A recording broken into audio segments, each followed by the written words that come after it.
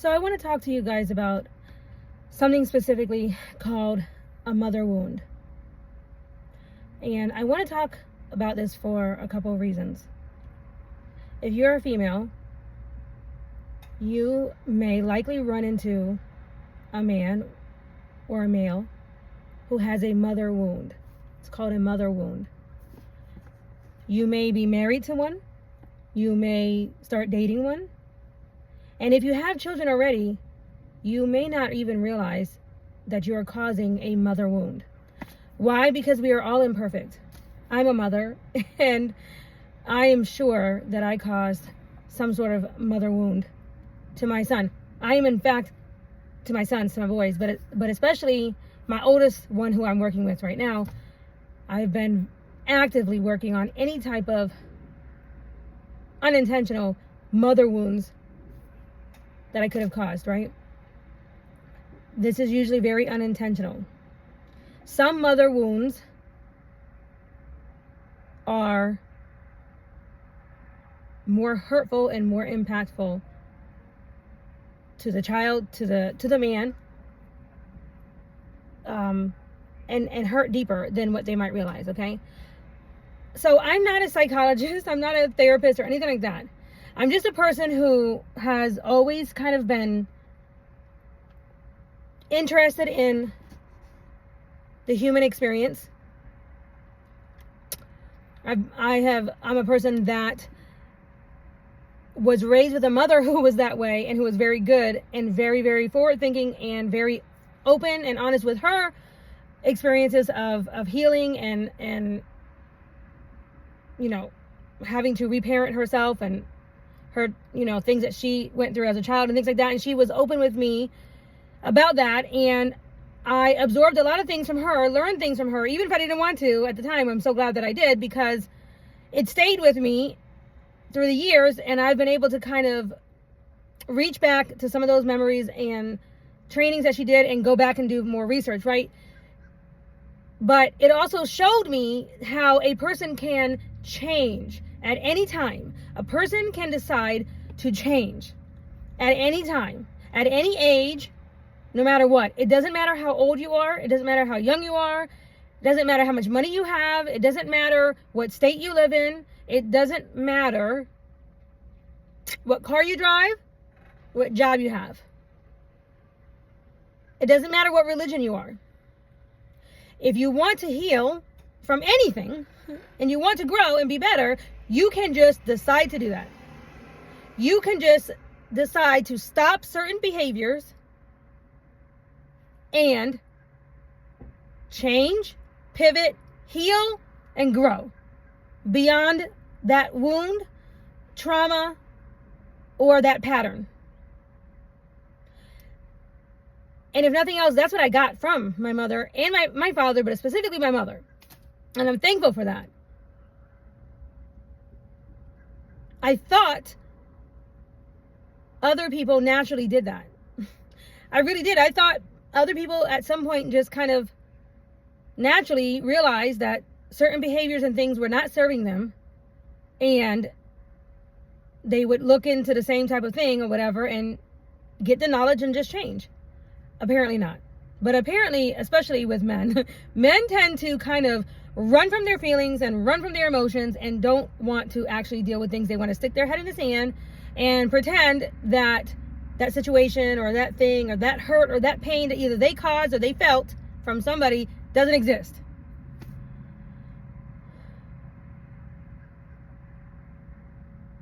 That's not acceptable. Especially now that we have all kinds of knowledge on apps, on websites, on videos, on platforms, AI, everything. Now there is no longer any excuse to be like, oh, I don't know no better. Back in the old days, when there was no World Wide Web and no YouTube and no videos, no apps, no therapy apps, you know, when you just had to have money for a therapist or whatever and time to go sit on a couch. Therapy is not like that anymore. Healing is not like that anymore. I mean, yeah, some people still do that, but you don't have to.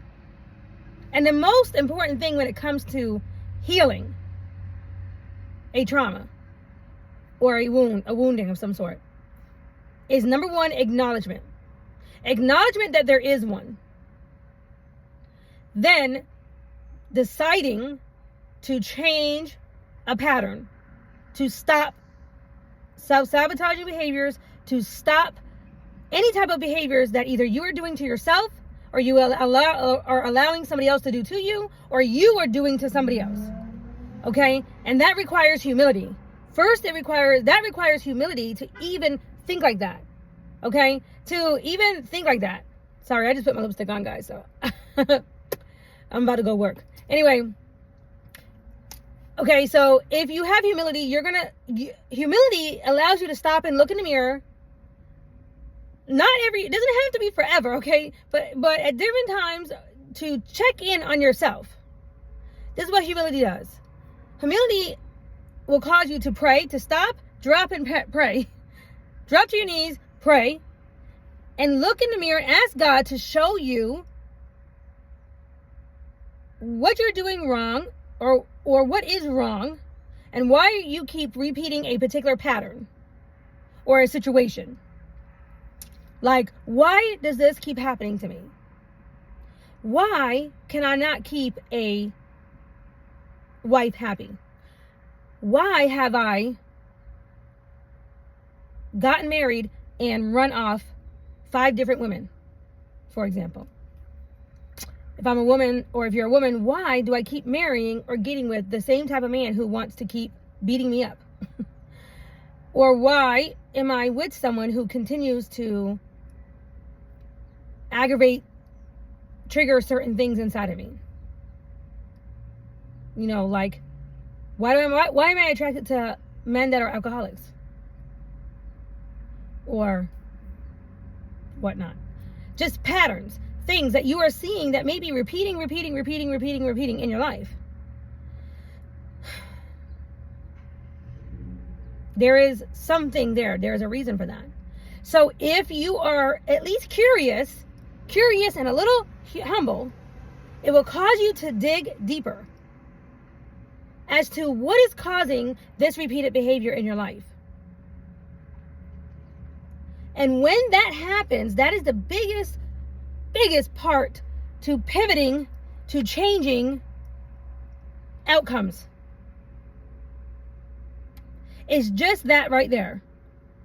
Deciding or seeing that there's a problem, there's an issue, admitting that, seeing that, and then going to your knees, being humble enough to ask for help with that.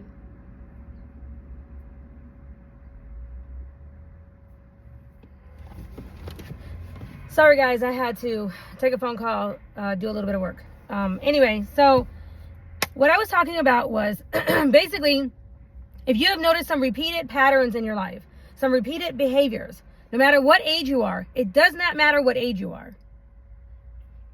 If you have a little humility, a little curiosity, and the desire to change outcomes for the better, it will cause you to do a little bit of what we call healing, self-awareness, self-healing, and self-care.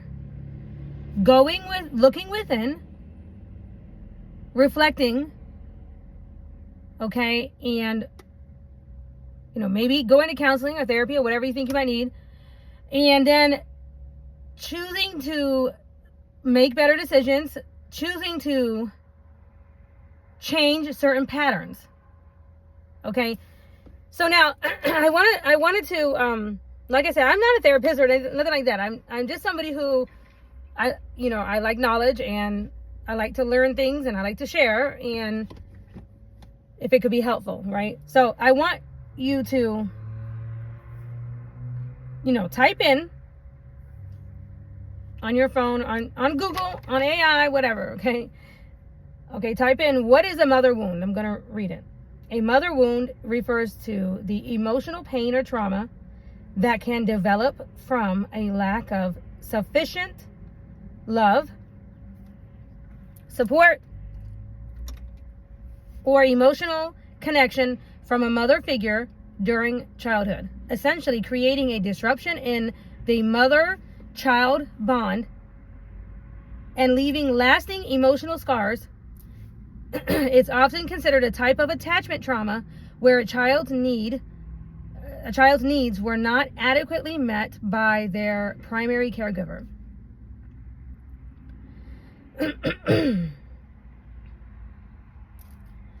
Okay, key points about a mother wound. Impact on emotional well-being. Okay, this is one of the key points about having a mother wound.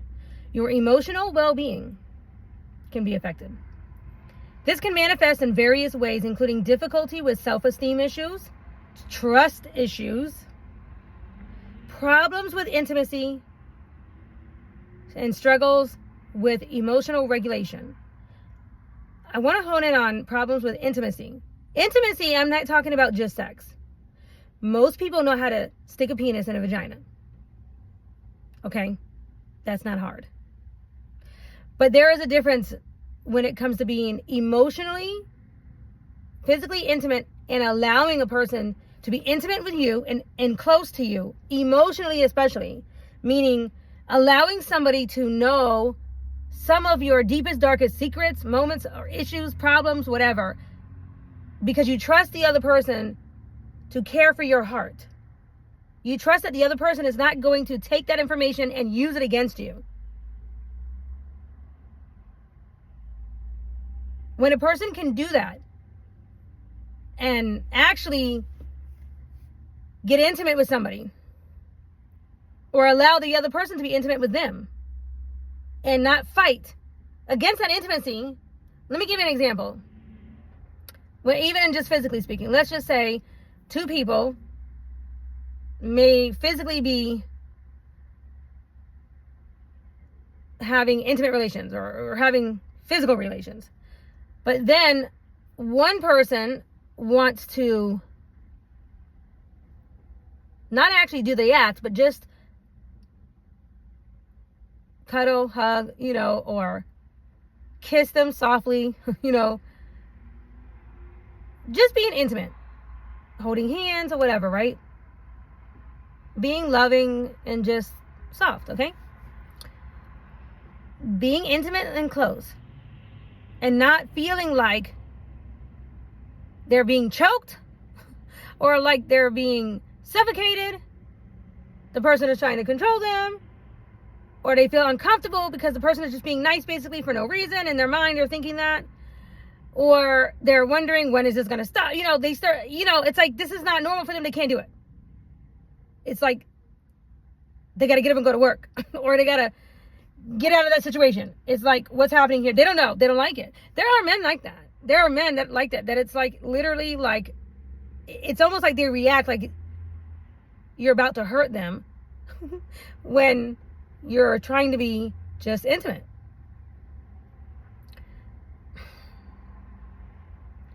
I'm bringing that up because I have seen this. What it looks like is when, let's say, an animal, a dog or a cat, when you've seen a dog or cat has been battered or beaten down, right? And they're in the shelter or whatever, and the people in the shelter find them and they try to feed them. Like, here, let me give you some food. They're trying to heal this cat or animal, whatever. And they're hiding in the corner and they're running away from the food and they're like, what is that? What is that? What are you doing? They're having this reaction like, you're trying to hurt me. You're not trying to feed me. You're trying to hurt me. Right? I mean, you've seen that on video. You have seen that, right? That is a sign that someone has been traumatized in an intimate setting, or maybe when they should have been intimate with somebody, or when someone was trying to be intimate with them and they had let their guard down and they somehow got wounded. Could be by a mother or a mother figure or somebody else, okay? The point is that when somebody else who hasn't had or doesn't have that trauma or that particular issue or anything, and they're only trying to be kind to somebody or loving, they're trying to emotionally connect. If this is your partner, she's trying to emotionally connect with you, and you are literally backing up or acting strange, falling to the ground in some sort of trauma response to what is really considered to be a normal common part of a relationship. Okay? That is a trauma response to something that happened very traumatic to that person. Maybe they realize it, maybe they don't. Or if it's kind of like you react like, why are you even being nice to me? Why are you being nice? I'm not laughing. I promise I'm not laughing. But I've experienced that. I've actually had somebody even say that to me. Why are you being so nice?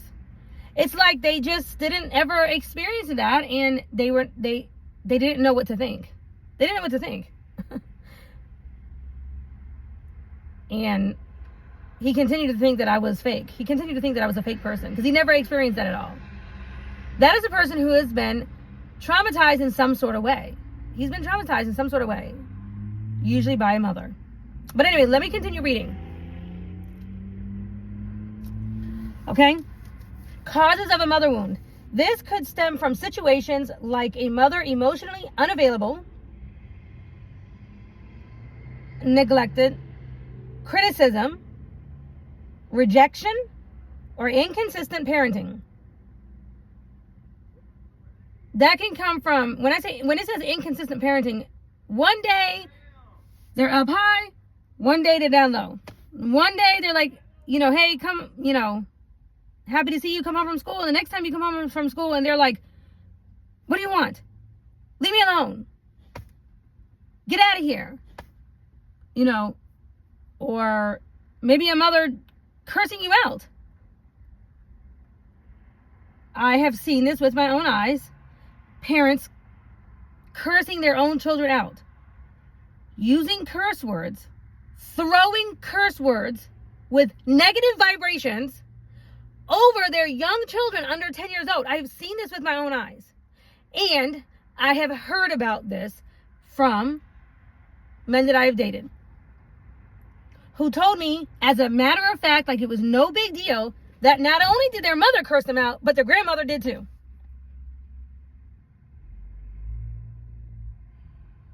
That was so normal to him that he said that to me like it was nothing. And I do know that it is normal for a lot of people that they grow up like that.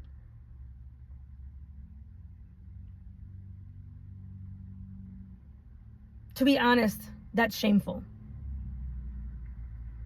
To be honest, that's shameful. No, I'm not here casting judgment on anybody's mother per se. Like, that's not the point. But the point is that is actually shameful for a mother to break down her own household and throwing cursings. Now, I'm not talking about a teenage boy who is kicking up attitude to his mom. That is not what I'm talking about. I'm talking about to a child under 10, a 3-year-old, 4-year-old,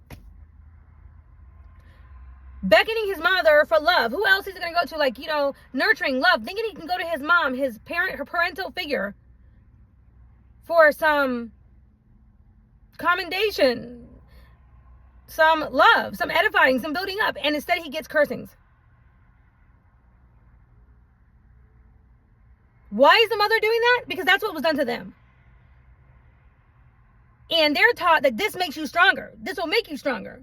This is just what we do. Then that man grows up and decides to connect himself with women who are not raised that way. And cannot handle intimate bonding. And he doesn't know why. And he doesn't honestly know why. He can't figure this out. Self-reflection and a little bit of curiosity and a little bit of humility and a desire to heal and change will cause you to go ahead and, let me look this up and let me see if I need some counseling. Because maybe I'm not accepting the type of love that I actually need. Maybe I go after it, I think I want it, and then when it comes, I'm not able to accept it. And there's a reason why. Okay? A mother wound. It's called a mother wound. Okay, now healing a mother wound. This is on the list. It says therapy, self-reflection, practicing self-compassion. Addressing underlying emotional needs can be helpful in processing and healing from a mother wound. I actually remember sharing this with somebody, expressing that he needed to forgive himself and not be so hard on himself for certain things, so that he wasn't casting and projecting that same type of expectations on others, so that he could forgive others. When you can forgive yourself for the things that you've done wrong, or the mistakes that you've made, okay, and you can reparent yourself. Like, okay, maybe your mother is dead and she's no longer here on this earth, and you can't talk to her about her causing you a mother wound, okay? God is here. He saw the whole thing. You can talk to him about it, number one. There's also counselors and people like that, but you have to first forgive yourself, forgive your mother, okay, and then forgive yourself for the mistakes that you've made, and actively work on giving yourself compassion for those things. What does that look like? So when you are in the inside of your mind and you start saying things like stupid, I'm dumb, I'm this, or I'm that, or whatever, those repeated things that your mother said to you, that you are saying in yourself, that you are repeating, you don't even realize, like, you're doing it on a regular basis, and you don't realize that you're casting negative energy over yourself and over the outcomes of your life. And that came from what your mother told you. You have to get real with yourself and decide to stop saying those things, even on the inside of your mind. Encapsulating that thought, throwing it out, and actually maybe enacting as if your mother was in the room and saying, Mom, you were wrong by saying this and this to me. Mom, you should not have done this and this to me. Grandma, you shouldn't have pulled out a gun on me to my head when I was 3 or 4 years old. Grandma, you shouldn't have been out there tricking and selling, doing whatever you were doing, being a kingpin, whatever. And I had to see this at a young age. Okay, whatever affected you. I'm giving out examples, just examples of what could be of different traumatic things that could have hurt you as a child, whatever they were. Of course, they get worse. We know that mother wounds and wounding can get worse. Trauma and dysfunction can get worse. Now I want to specifically type in, that's just a mother wound. Now I want to type in, what is a mother wound? Okay. Okay, what is a mother wound in a man? Specifically in a man. And the reason why I'm doing this is because if you're a woman and you're dating someone and you're over here like,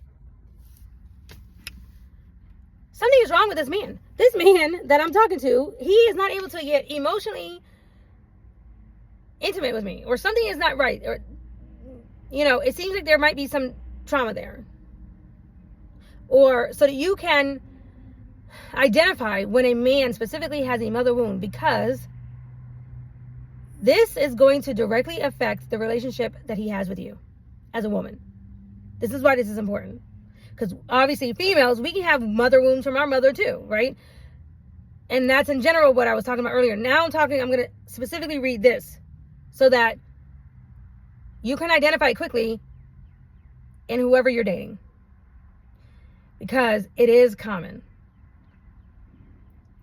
And these men out here are not showing up to the world and showing up to their dates and showing up to their relationships like, hey, my name is so-and-so and I have XYZ mother wounds, traumas, and situations.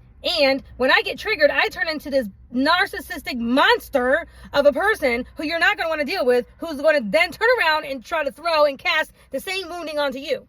Okay, they don't come to you like that. Because if they did, nobody would get involved, right, with this person. He's going to love bomb you or trick you into or buy things for you or do things for you or whatever to convince you to get with him. Because these are the things that he learned. These are learned behaviors that he learned to do. However, whatever, to convince you to have a relationship with him. That's what it's going to look like. That's how it's going to present. Okay?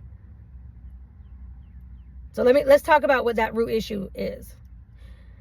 If you just type that in, what is a mother wound in a man? What does that look like? A mother wound in a man refers to a deep emotional or trauma stemming from a lack of emotional support,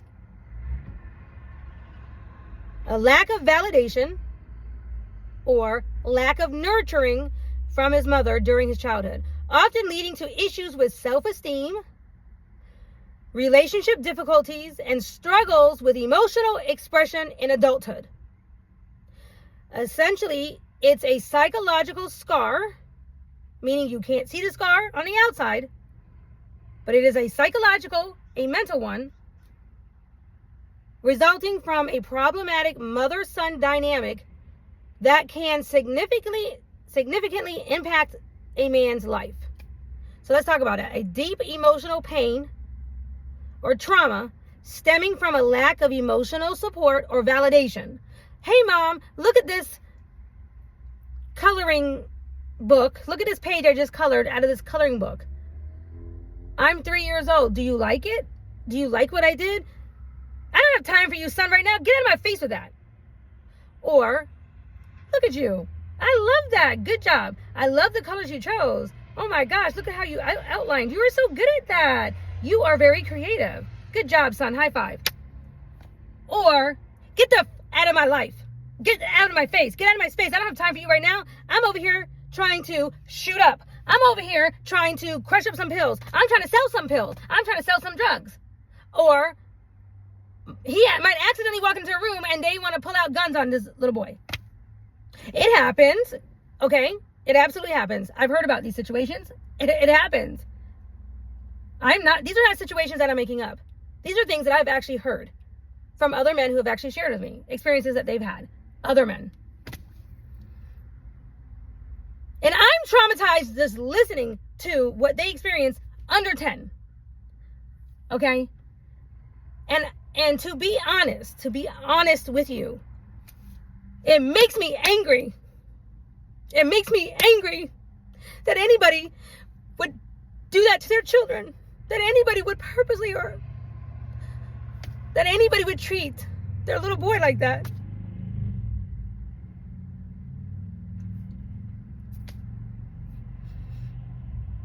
I'm not even angry for it affecting me. I'm angry for how it affected them.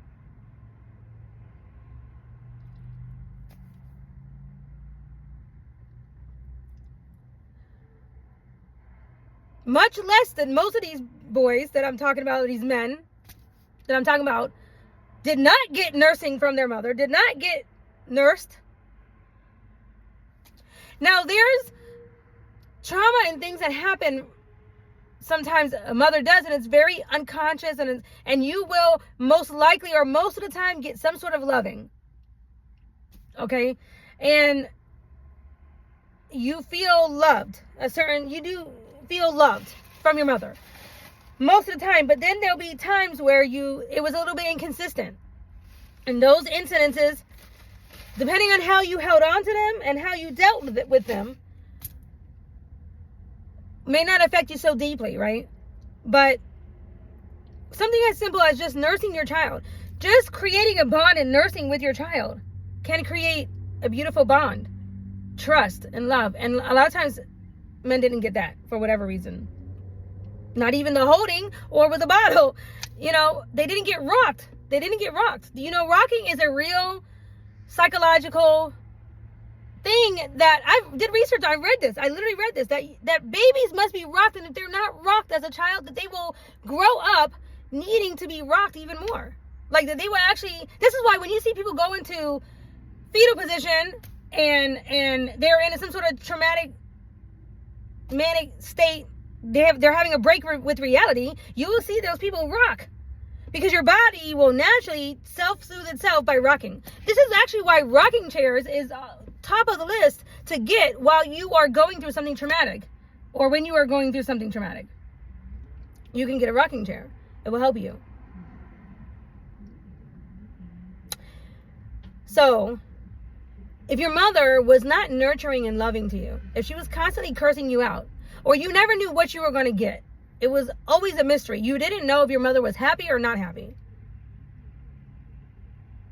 And maybe even to this day, in her 60s, going to be 70 years old, and she's still projecting narcissistic, nasty, name-calling, mean, controlling things, and you're an adult, and you're still dealing with this. The reason why you're still dealing with this is because you have a mother wound. And it is very likely that that mother wound is spilling out in your adult life and controlling your adult life and your adult responses and decisions that you're making, and you don't even realize it. From this type of parenting. Now, key points about a mother wound in a man. I'm just reading this straight on. Origin. This wound can arise from various situations, including a mother who is emotionally unavailable, overly critical, neglectful, abusive, or simply unable to meet her son's emotional needs adequately. I remember, for me, when I lost my husband and he first died, I definitely felt like I was not able to meet my kids' emotional needs because I couldn't meet my own. I was so unavailable, but thankfully I had parents who came and moved in with me, and there was a sister who moved in with me even, and I had the support at least from them where my mother stepped in. My father stepped in, right? That's what love looks like in a family.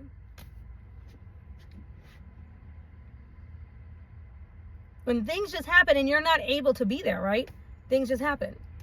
Now, the impact on relationships. Men with a mother wound might struggle with trust issues, intimacy problems, difficulty expressing emotions, a strong need for approval from partners, often seeking a motherly figure in their relationships, meaning they will, a lot of times, end up with a person who reminds them of their mother. And if that person is not a healed version of their mother, they end up self-sabotaging themselves, because if their mother was wounding them, she is not a healed person. She was not healed. She did not do any self-help, self-healing. She did not even do self-reflection, right? She was not even trying to execute the Holy Spirit in her life or whatever. And so therefore you've now married your problem. If your mother was physically abusive, hauling off and, beating you at a moment's notice, or just, maybe, I know back in the day everybody used extension cords and hangers and everybody thought that was normal and stuff like that, but maybe it didn't hurt you as much when everybody around you was getting hit with extension cords. But we are now growing up in a time where people are not doing that. We no longer live in slave times. Black people in particular, black men, we are no longer accepting slave behavior. Like, I was not a slave, so therefore, don't treat me like one. Don't haul off and hit me and whip me with whatever you see fit, because that's how it was done to your grandpa, grandma, great-granny, great-grandpa. They were all hit and treated like slaves. That is slave mentality. That is when it gets, literally, that's what they call generation curses, where things that were acceptable way back when to poor black folk who were recently, freed from being a slave, and everybody was just, beat and whipped and hung from a tree and things like that, and that was normal behavior to do. You could even do it to your children, and that was normal. Well, we are way past that now. So a lot of us were not raised like that. And this is where sometimes dealing with somebody who has been raised by a completely different type of generation in a more negative way, you get with that person and he thinks it might be okay to treat your child the way he was raised. That's going to be a clash, because I know I wasn't raised that way, right? So I'm not only would I not allow that treatment to me, I would definitely would not allow anybody to speak to my son that way or treat my son that way, because that's not how I parent. Do you understand what I'm saying? This could cause huge dysfunction. And my rejection could now add to that man's trauma that he's never healed and even took time to realize was traumatic. It needs healing. Like, things like this go on all the time. This is just, and if you don't stop long enough to reflect, to smell the roses, if you don't stop long enough to see what's actually happening, to pull yourself outside of the situation and look down on yourself, on the person you are either married to or with or in a relationship with or dating or whatever, if you don't stop to look at the situation on you as a kid and how your mother treated you and how that made you feel, if you don't take time to take yourself out of the situation and look down and see what is really happening, like an outsider looking in, you won't ever actually be able to really, really dissect and get to the root of the problem. And that's what I'm talking about here. Okay, now, if you as a man, you have difficulty expressing your emotions, if you just lose your words, if a cat gets your mouth, if you feel like, let me give you an example. If your girlfriend calls you and she says, "Hey honey, I love you," and she gets quiet because she's expecting you to say, "I love you too" back. But instead of that, there becomes this long pause because for some reason, somewhere inside of you, it's like cotton mouth or anxiety. You are filled because you know this is a moment that you think society or she's expecting you to say "I love you" back, and you are scared to say "I love you" back because if you do, she might just choke you and hurt you, and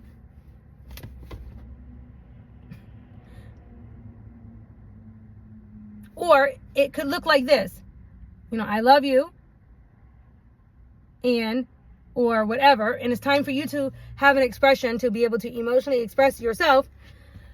And instead of you doing that or something, you start walking backwards, trying to get out of the room, trying to get away from having to share an emotional need or an emotional desire or just anything emotionally, okay? It's like you feel like, oh my God, I have to shut down right now. I can't, because if I express how much I really love you, you might use that against me, or I can't trust you. And then somewhere in your adulthood, you might think, I know that this is wrong. I don't know how to stop this, but instead I'm going to go out and buy her favorite chocolates because I know I probably just let her down, but I don't want to talk about it. And I don't want her to know that I know, and I don't know what to do to fix it. And let me just try to keep her happy by buying her something or whatever. Because this is what I saw my dad do to my mom. Whenever they got in a fight, they never actually worked on the issue.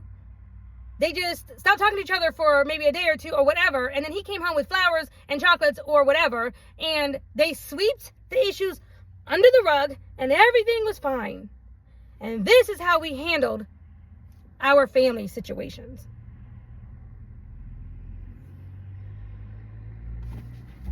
Imagine if Jehovah God did that. Imagine if he decided to, I saw you while you were being formed. I saw the embryo of you, and, I'm going to sweep all that under the rug, what I saw, and not help you. Because blah, blah, blah, blah. That's weird. That's weird. That's bad is what it is. It's bad. That is not a way to handle adult situations. That is not a way to handle life. If you are a man that is struggling with intimacy, being intimate, trust,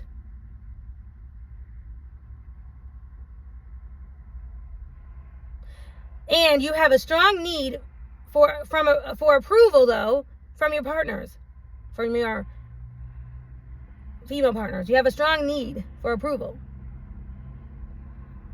These are signs that you have a mother wound. You have been wounded by your mother. That you may love your mother very deeply, and I'm sure she does love you too, on her whatever capacity that she could love you, if she's still alive or not, it doesn't matter. It doesn't change the fact that you have been wounded by your mother. It doesn't change that there has been some wounding. Sometimes, most of the time, a lot of times, the wounding was very unconsciously done.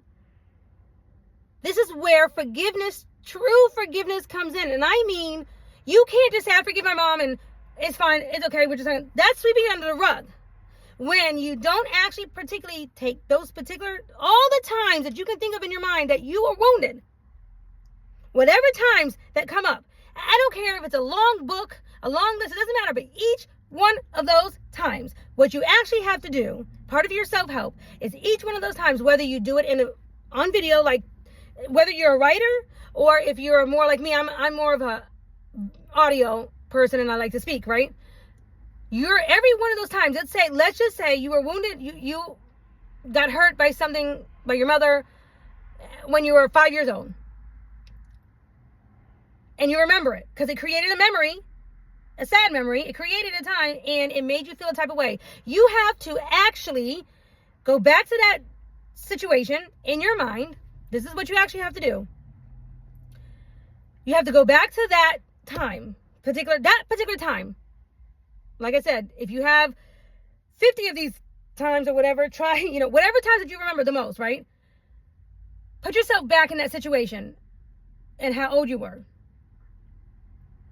And you have to actually admit and say out loud how it made you feel. As if you were that age. So as if you were 5 years old and again, and as you're like meditating, you're going to say to yourself, or you're going to say out loud or whatever, or write down, when I was 5, I experienced XYZ. Mom, you did this. Mom, you said this. And I in turn internalized that, or went outside and lit a tree on fire. Or I took my coloring page and balled it up and threw it away because you hurt my feelings because you said it was ugly.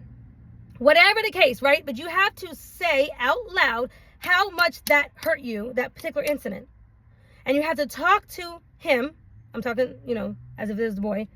You have to talk to him and say, and now you as an adult have to say to him as a little child, Johnny, I can see why that hurt you when she did this. I can see how that made you feel. That wasn't right for her to do that. That wasn't right. You didn't deserve that. You did not deserve that. I am sorry that you had to experience that. But know that God loves you. God saw that too. And he doesn't want you still hurting from that incident. He doesn't want you to continue to hold that hurt in your pain, in your heart. That hurt and pain in your heart. I want you to release that. I want you to let that situation go to your Father. I love you. And I'm sorry that you experienced that. You were worthy of so much more. You didn't deserve that. And you don't deserve to be treated that way now. And you forgive yourself for allowing yourself to stay in that pain. And you forgive the person who caused you the pain. And you say, I forgive you, Mom. Because you didn't know what you were doing. I forgive you. I also forgive myself because I was too young to be able to put boundaries up. I was too young. I didn't know how to do that. If you are an adult now and your mother is living, you are now old enough to say and recognize that that was wrong. That was toxic behavior. And I'm now putting up boundaries like, from this point on, Mom, I refuse to allow you to speak to me in a disrespectful manner. I refuse to allow you to speak over me. I refuse to allow you to call me names. And I refuse to accept this type of toxic behavior from you now. I am an adult and I am allowed to create boundaries in my life. And this is one of them. And if you cross these boundaries, I will have to let that conversation go. I will have to hang up the phone. I will have to remove myself from your presence, or I will have to stop seeing you or talking to you as much or being around you. If you have grandchildren, I will not let, I will have to put boundaries around the way you talk to my grandchildren. Whatever the case that you're dealing with, I don't know, whatever that is. If your mother has passed on, then you don't have to worry about creating boundaries, but you can now create boundaries even around the way you talk to yourself. Okay? If you're repeating what your mother said to you, your grandmother, your great-grandma, or somebody, your auntie, whoever, constantly said these things, that you are a bad boy, or you're lazy, or you're this, or you're stupid, or I knew you were never going to amount to nothing, you're an MF, or whatever. I've heard all these things, right? So you have to literally say to yourself, that's toxic. And I'm not going to repeat that too. I'm not even going to repeat what she said in my head. I have to stop that talk and then turn around and say, no, actually, I am a very good man. Actually, I'm a man of God. Actually, I have done some good things in my life. I am a good provider. Actually, I'm a hard worker. Actually, there are some things about me that are blah, blah, blah, blah, right? So you have to say it as if you're saying it to your mother, right? In your mind or whatever, because if she's not here, then that's part of it. The point is that each incident that you have gone through, each incident that has been traumatic to you, the most traumatic, you actually have to go revisit that incident in your mind and speak out loud or write down and release the pain of that. You have to release it. And you have to say, I release you. Okay? And you have to kind of relive that, but you also have to forgive it. Forgive it.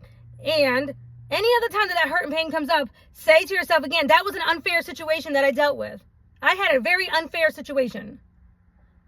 I am not responsible for that. I was a child when that happened. I was not responsible for their behaviors or their treatment towards me. Okay? And you have to recognize it for toxic. Recognize it for what it is and do not accept the pain of that anymore. But if you do not go back to these incidences and these things that hurt you, what will happen is, this is actually very psychological and very real. Pain and things that you have gone through will literally get stored into your body. Literally. This is a real thing. Literally. You will store pain and trauma in your body and it will come out like neck tics or back tics, back pain, different things. You can look this up.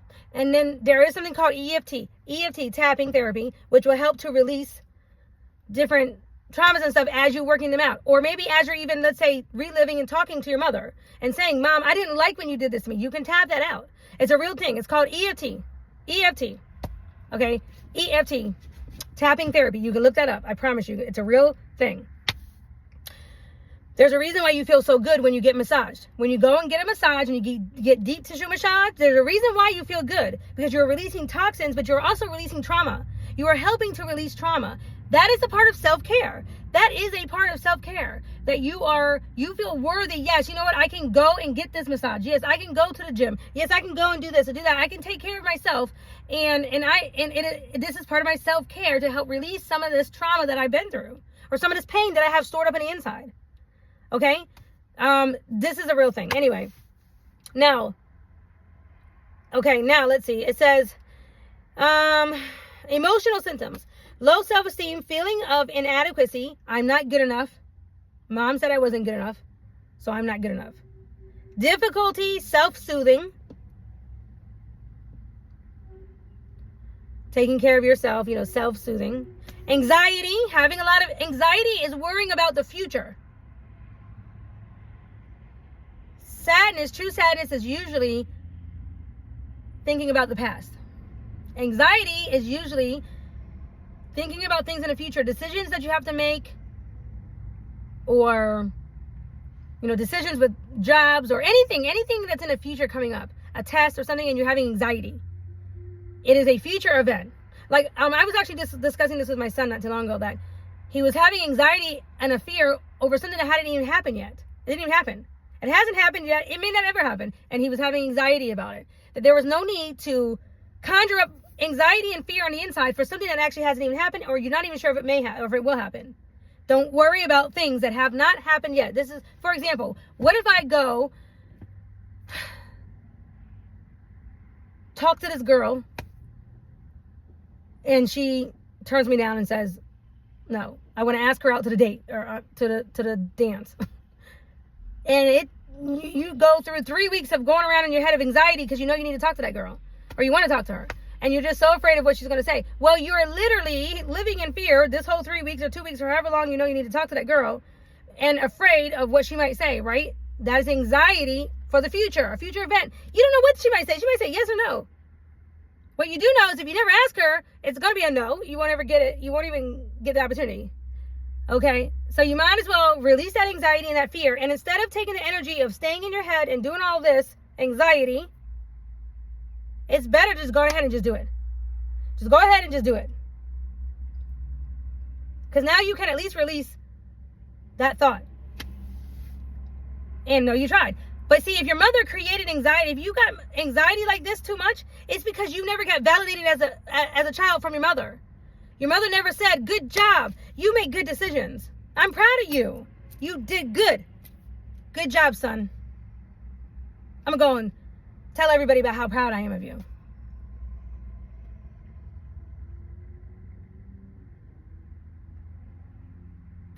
Depression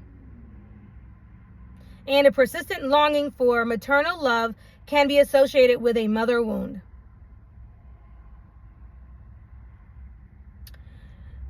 So maybe the only thing you got good validation for as a child or as a young adult or whatever from your parents or your mother was your work ethic.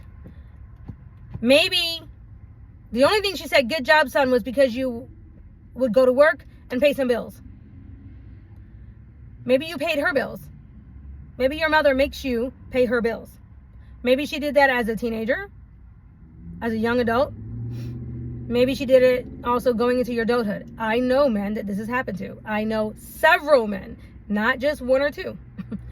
I know several men who their mother made them feel like it was not only their duty to go out and work for her and pay her bills, but that was the only thing that she gave him credit for.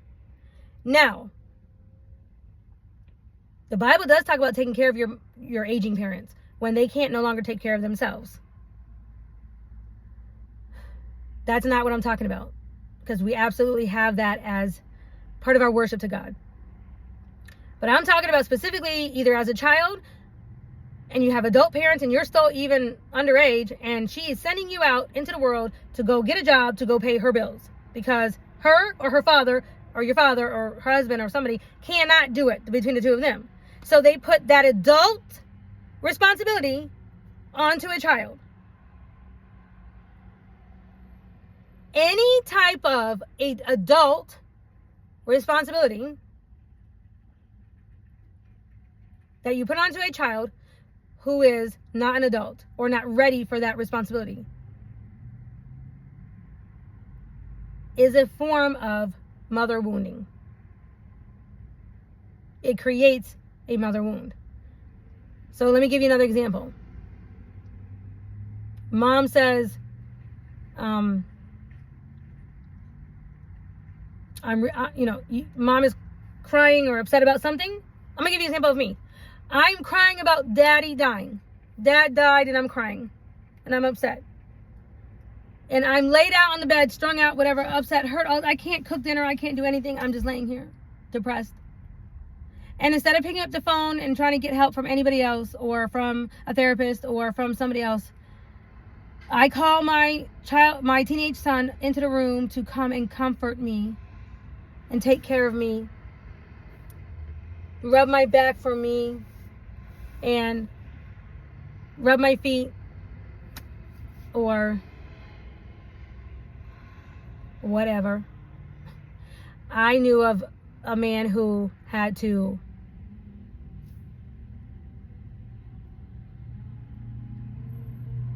check for breast cancer lumps on his mother. His adult mother was checking for breast cancer, for breast lumps.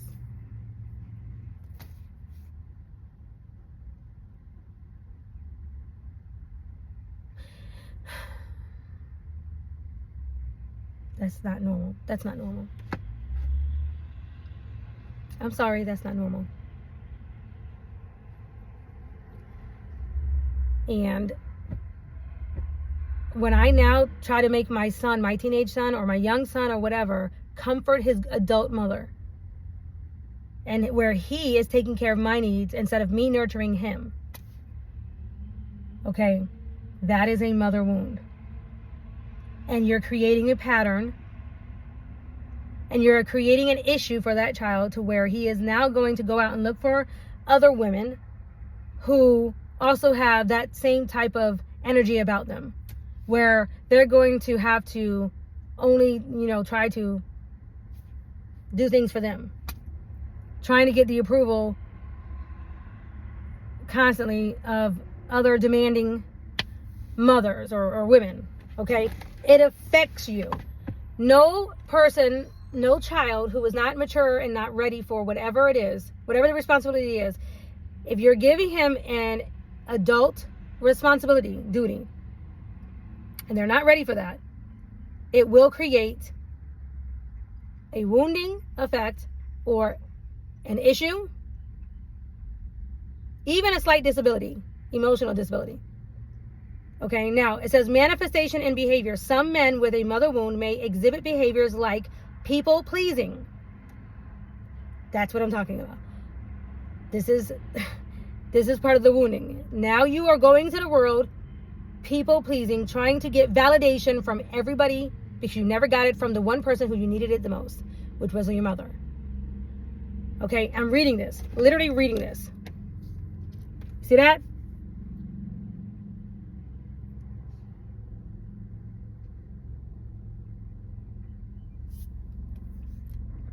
Manifestation and behavior. Some men with a mother wound may exhibit behaviors like people pleasing, codependency. I can't depend on myself. I don't want to be by myself. I can't live alone, or, not dependency, codependency, perfectionism, or excessive self-criticism, OCD. So maybe you're not codependent because your mother pounded down into you to be independent, okay? And so that's all she did respond to was you working your fingers to the bone from a child all the way up to grown, and now you made the money or whatever so that you can be independent, but actually you're so self-critical, so criticizing, so OCD, and have such a sense of perfectionism that nobody wants to live with you because you are so critical to others. Why? Because you're critical to yourself. Why? Because your mother did that to you. That was a mother wound. I've seen this. I've literally seen this. I have literally experienced this and seen this, okay?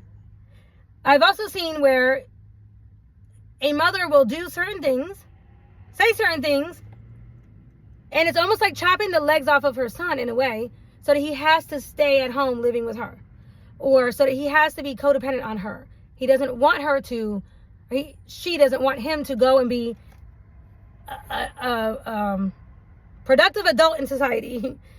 Go and change the world, son. Go and be you. Go do you, boo. Go use your gifts for the better, for the world. Like, go and get on top of the world. No, it's like, let me sabotage him so I can, I'm like, in other words, let's say your son wants to go out and, take a course on something so that he can make more money so that he can be independent. And mom is like, oh, okay, maybe she even knows on some level that if she comes out and says, don't do that, son, that might be wrong and discouraging. So she might just be like, I'm sick. And I know you're supposed to be taking this course at 1 o'clock every day, but my nurse comes, or I need you to take me every day at 1 o'clock or something, instead of you doing your online course or whatever. She comes up with a reason to sabotage that so you can't finish the course. So you have to stay home and continue to live on her and be codependent on her because she really does not want you to leave her because she herself has abandonment issues. And then you marry, or let's just say, God forbid, you marry somebody just like that, and honestly, they want you to live with her mother, grandmother, whatever, and everybody wants to be codependent. it's codependency. It's like, in other words, nobody is able to leave the coop or leave and do what they want to do because they want to, or because they can, or because they should. See, it's different when people just are where they want to be because they want to be. Like, Mom, I love you so much. I want to care for you. I want to be here for you. I am here because I want to be with you. And Mom shows up like, thank you, son. And I want to be here for you. And I want to nurture you, care for you, whatever. Because I want you to actually want to be with me too. And I'm going to be kind and loving to you so that I don't, force you to either leave too soon or leave too late or whatever, Okay, so everybody has free will.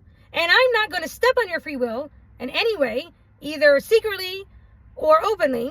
I'm not going to try to get you to change or, try to sabotage whatever you got going on. I'm going to allow you to use your free will however you see fit. And I'm going to support you in that. I will find somebody else to come and take care of my sickness or my needs or whatever I got going on during the same time that you have whatever else going on. That's healthy. That is healthy. Now, okay, this is all online. It says, we already talked about how does a mother wound show up in men? Okay, a man with an unhealed mother wound often carries unresolved pain, resentment, or distrust rooted in his early experiences with the feminine, usually his mother or a maternal figure. So now he is going out into the world, not able to trust other females out there.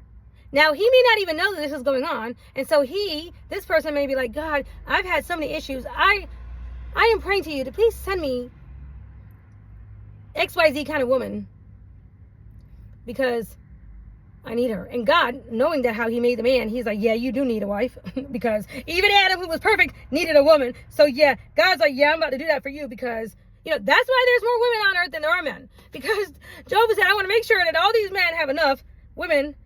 Okay. So God sends in your woman to answer your prayer. And she's healthy and healed or whatever.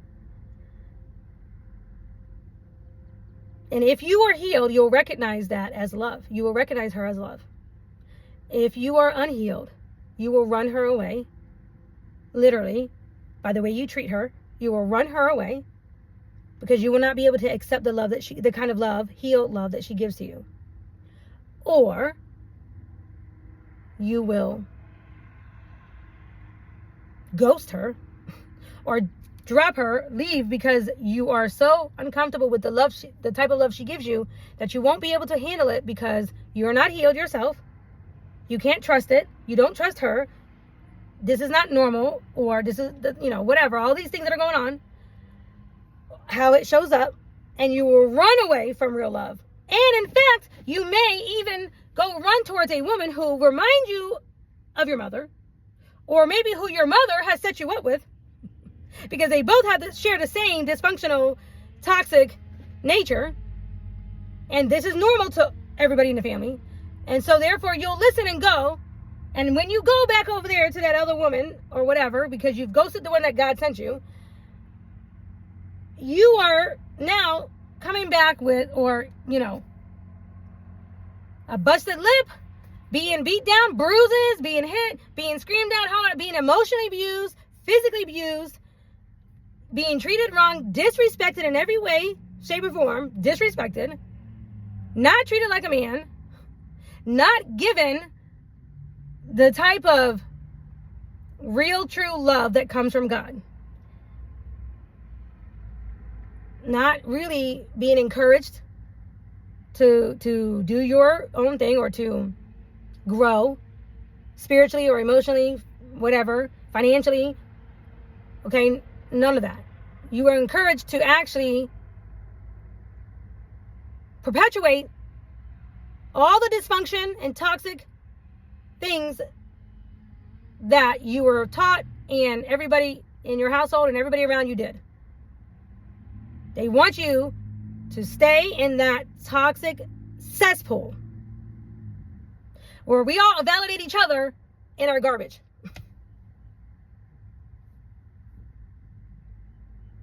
And if your mother wounding is very deep, you will go back to a toxic situation or go back and try to find a toxic woman who matches your level of toxicity. And then when you are cut up, busted up, beat down, depressed, getting high all the time, smoking your life away, drinking your life away, doing drugs, mad at the world, whatever, and now you're wondering, why is this still happening to me? Why am I allowing this to happen to me?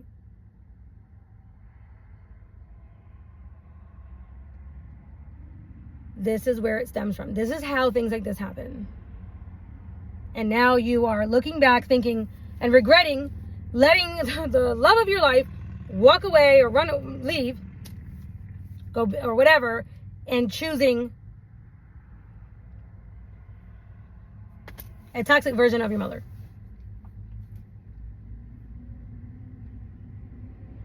Because you wanted to people please everybody in your family and everybody in your community and everybody around you. You wanted to people please all of them and put your own needs on the back burner and not care about what you need.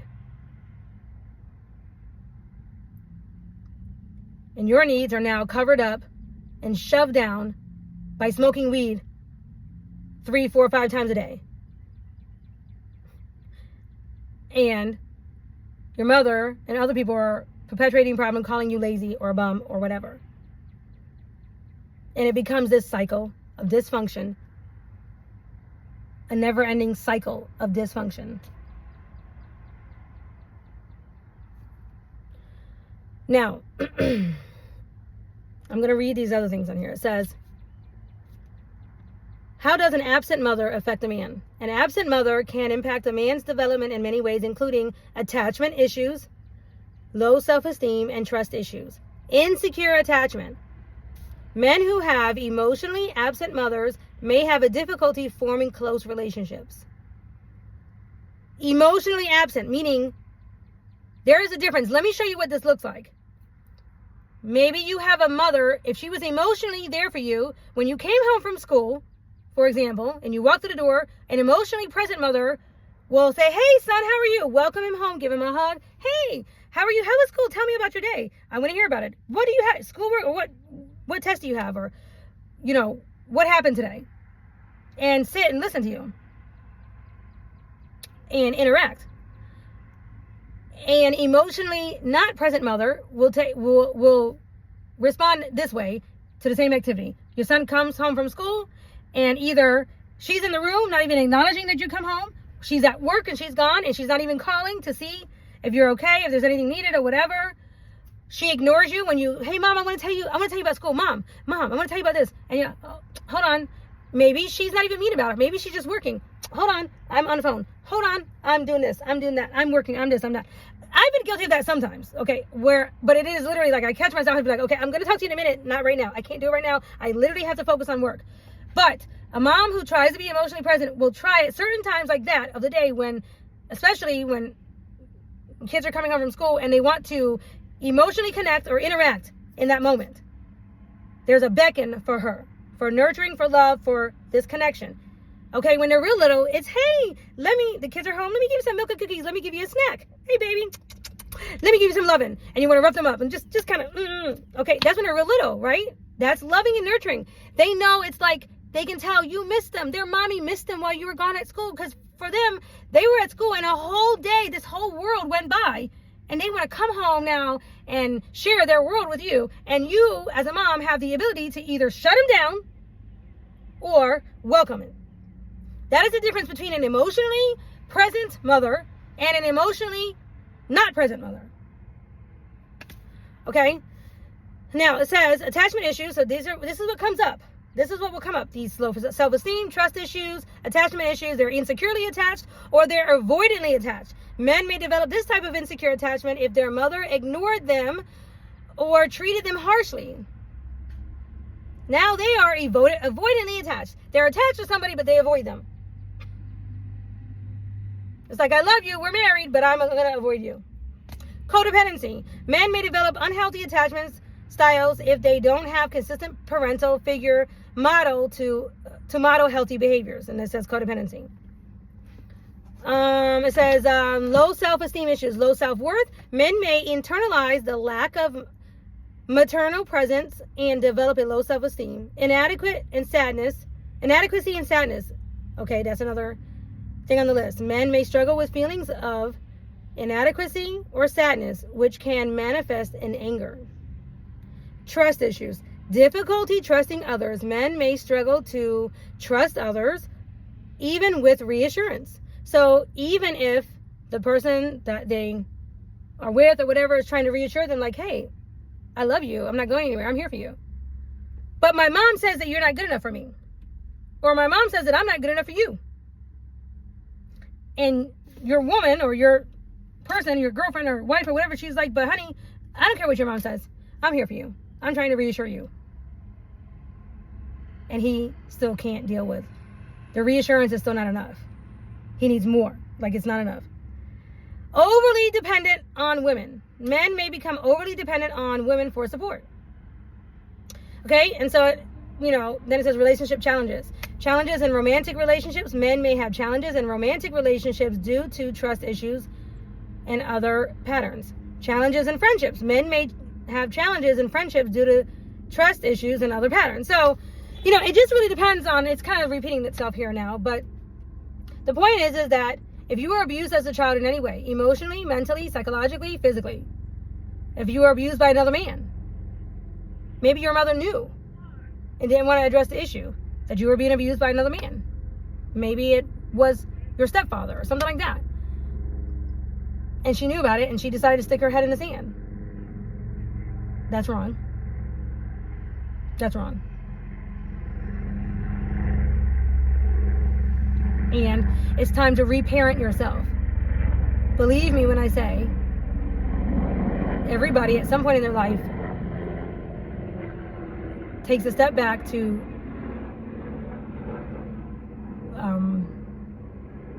think back about their childhood and whatnot and addresses issues, or at least they should, if they want to grow and have healthy relationships and form healthy families and connections and have success in their life. Okay, or even if at least when they have their own children, they might stop and say, you know what, I don't know if I want to parent my child the way that my mother parented me. So at some point they should stop and reflect, and may have to go to counseling, or may have to have help getting some of this out, because we all actually do get wounded because we are living with imperfect people in an imperfect world where Satan the devil likes to stamp out everybody's light. Okay, and the earlier he can get to you, the better. But as you develop coping skills for yourself and ways to deal with, your issues and things, you are able to help parent your children and give them coping skills, because you have 18 years to work with your child, and maybe after that you get some, or maybe not, but it depends. But really, ideally, you really want to think about it like 10, because they got to start utilizing some of the tools that you give them by age 10. How to protect themselves emotionally, physically, how to run from a man if he is, maybe trying to abuse him or her, okay? Or how to feel like they can talk to their mother about whatever, like, Mom, I need to tell you what happened, okay? So you need to be able to work with your children and give them tools and security and nurturing enough that they feel like they can conquer whatever issues and things that they come up with in their life. By 10, really by 10, if at all possible, by 10. So it's a lot that goes into parenting children, okay? And even me, when I was married to my second husband, and his oldest daughter had her baby while they were living with us and everything, and it was a little girl. So for me, it was a blessing because I always wanted to have a little girl. I never got to have a little girl, so I really utilized that time. I really bonded with her and was close to her, but I worked whatever I had inside of me to the best of my ability to put good in her.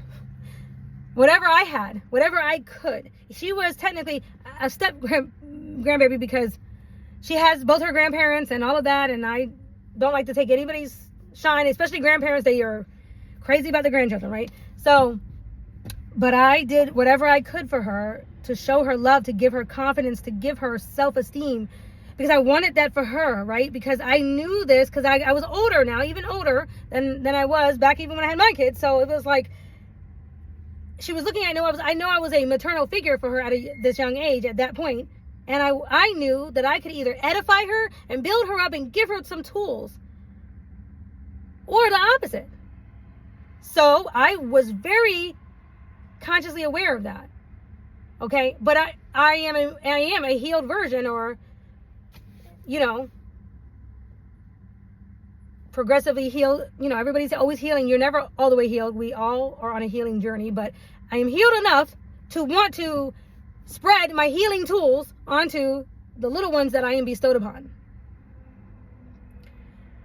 And I carry that same mentality with anybody and anybody's children that I am blessed to touch in any way. That's how I look at 10 and under. That's how I look at it. Because I don't know what tools they're getting or not getting from their own parents, okay?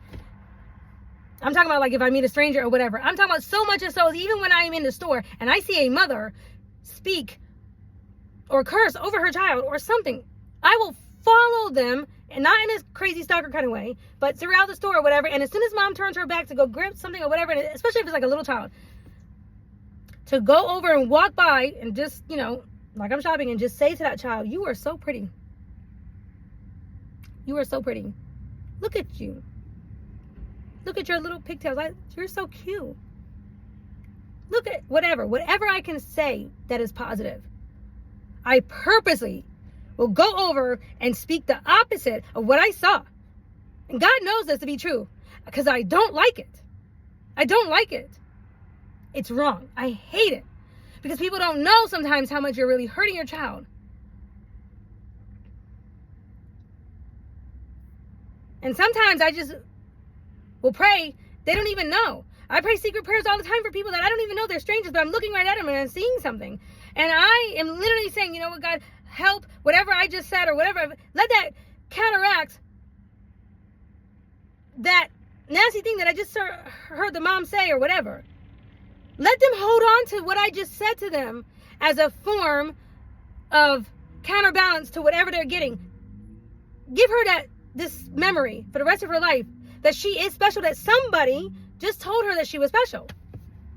I think like that, okay? I know that there are so many other people in the world who think like that. I know there are, because I talk to people like that.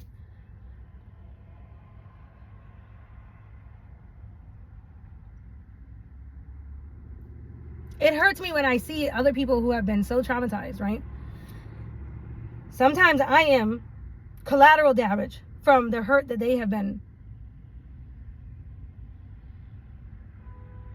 affected by. Sometimes I'm just collateral damage. And as an adult woman now, with the parents that I'm, again, like I said, I've never been so happy and felt so fortunate to have the parents that I had. And my parents were not perfect. They weren't perfect. But they were so ahead of the game. They were so strong and so ahead of the game.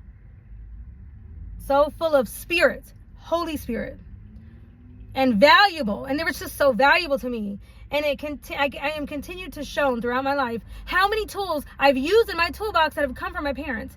And I wish that I was that strong for my sons. Sometimes I feel like I was, sometimes, but I feel so robbed sometimes, because when my husband died, my kids were 10 and 6.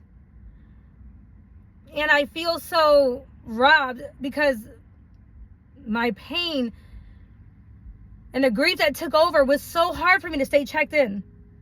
And it was like that for a good 5 years for sure.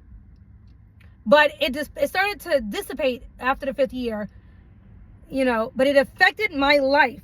It affected the way that even I was able to move until around the 10-year mark. And as I was able to kind of come out and remember, okay, and you know how I was raised and things like that, and you know, learn to move through the world with that hole in your heart, because everybody will lose somebody at some point, and you will feel that pain from losing somebody. And eventually, as long as you don't give up and you pray to God, you will move through your pain and you will move throughout the world. You're able to move on and work and start filling your own cup enough or whatever, so that your cup runneth over again to be able to fill other people's cup. Especially if you pray and ask for help. Okay, but as I look back and I realize, like, my parents, they did so much for me, even as an adult when my husband died, and as a child, they gave me so many tools, and I also saw them in action. Show love, express love, be loving, use the Holy Spirit, pray to God, rely on God. I saw it happen, and because I saw it happen, I was able to more naturally even able to pick it up and do it. And if I didn't have that, I don't think that I would have even been able to go through what I went through, much less be able to even help anybody else. Okay, this video has been way too long.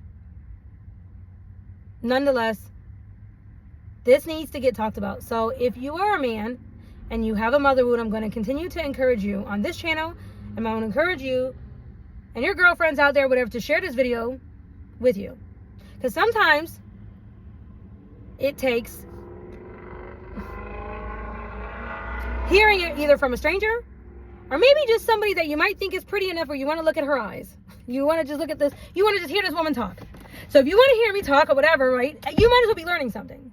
You might as well be learning something. But I think that the more that we talk about this and this becomes a normal topic of a normal topic that people talk about all the time, like a everyday topic, that this isn't nothing to run and hide from. Yes, your parents made mistakes. Okay. We're sorry, we're sad, or whatever. It's okay. We can talk about it. Everybody makes mistakes, and everybody can move and change from them and grow from them. Having a mother wound doesn't mean that you are wounded for life. It just means you have some work that you need to work on with the relationship with females in your life. How you show up, specifically with females, so that you can grow and change. It is not a death sentence. You don't have to stay in a self-sabotaging pattern. And sometimes it just takes somebody else outside of your world to point it out to you and to tell you, you have a mother wound. You need to work on that. Pray about that. Work on that. Go to counseling or whatever, and just be encouraged.